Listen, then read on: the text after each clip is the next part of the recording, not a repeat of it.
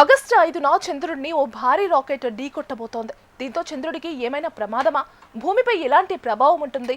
ఈ వార్త విన్న వెంటనే చాలా మందికి ఇదే సందేహం వస్తుంది. కానీ ఇది సహజంగా జరిగే ఘటన కాదు. మానవులు అంతరిక్షంలోకి పంపిన ఓ రాకెట్ శకలం చంద్రుడిని ఢీకొట్టబోతోంది. ఈ ఘటన ఇప్పుడు ప్రపంచవ్యాప్తంగా ఖగోళ శాస్త్రవేత్తల దృష్టిని ఆకర్షిస్తోంది. స్పేస్ ఎక్స్ గతంలో ప్రయోగించిన ఫాల్కన్ 9 రాకెట్ అప్సర్ స్టేజ్ ప్రస్తుతం నియంత్రణ కోల్పోయి భూమి, చంద్రుడి కక్షల మధ్య తిరుగుతోంది. దాదాపు ఏడాదికి పైగా అంతరిక్షంలో ప్రయాణిస్తున్న ఈ రాకెట్ శకలం ఆగస్టు 5న చంద్రుడి ఉపరితలాన్ని ఢీకొట్టే అవకాశం ఉందని శాస్త్రవేత్తలు అంచనా వేస్తున్నారు. ఈ రాకెట్ బరువు దాదాపు 4900 కిలోలు. ఢీకొట్టే సమయంలో దీని వేగం గంటకు సుమారు 8690 కిలోమీటర్లు ఉండే అవకాశం ఉంది.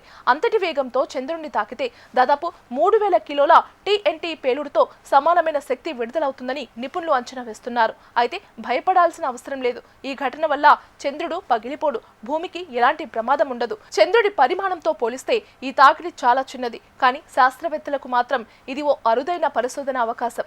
ఈ రాకెట్ చంద్రుడి పశ్చిమ భాగంలో ఉన్న ఇన్స్టీన్ క్రేటర్ సమీపంలో ఢీకొట్టే అవకాశం ఉందని, దాని ప్రభావంతో 16 నుంచి 18 మీటర్ల వెడల్పున్న కొత్త క్రేటర్ అంటే పెద్ద గొయ్యి ఏర్పడవచ్చని అంచనా వేస్తున్నారు. ఈ ఘటన ఎందుకు అంత ప్రత్యేకమంటే ఇప్పటి వరకు చంద్రుడి వెలుతురు ఉండే భాగంలో మానవ నిర్మిత వస్తువు ఢీకొనడాన్ని ప్రత్యక్షంగా అధ్యయనం చేసే అవకాశం శాస్త్రవేత్తలకు దాదాపు రాలేదు. అందుకే ప్రపంచవ్యాప్తంగా ఉన్న అంతరిక్ష సంస్థలు ఈ ఘటనపై ప్రత్యేక దృష్టి పెట్టాయి.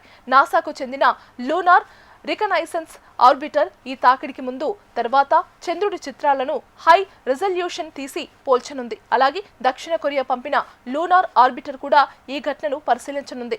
రాకెట్ ఢీకొట్టినప్పుడు పైకి ఎగిరే దుమ్ము, రాళ్లు, ఉపరితల మార్పులను అధ్యయనం చేసి చంద్రుడి నేల నిర్మాణం, గురుత్వాకర్షణ ప్రభావం, భూగర్భ లక్షణాలపై కొత్త సమాచారం లభించే అవకాశం ఉందని శాస్త్రవేత్తలు భావిస్తున్నారు. అసలు ఈ రాకెట్ చంద్రుడి వైపు ఎలా వెళ్ళిందంటే 2 కమర్షియల్ లూనార్ ల్యాండర్లను అంతరిక్షంలోకి పంపిన తర్వాత సాధారణంగా ఈ రాకెట్ చివరి భాగం భూ వాతావరణంలోకి వచ్చి కాలిపోవాలి. కానీ సాంకేతిక కారణాలతో అది జరగలేదు. క్రమంగా అది నియంత్రణ కోల్పోయి చంద్రుడి గురుత్వాకర్షణ ప్రభావంలోకి వెళ్లిపోయింది.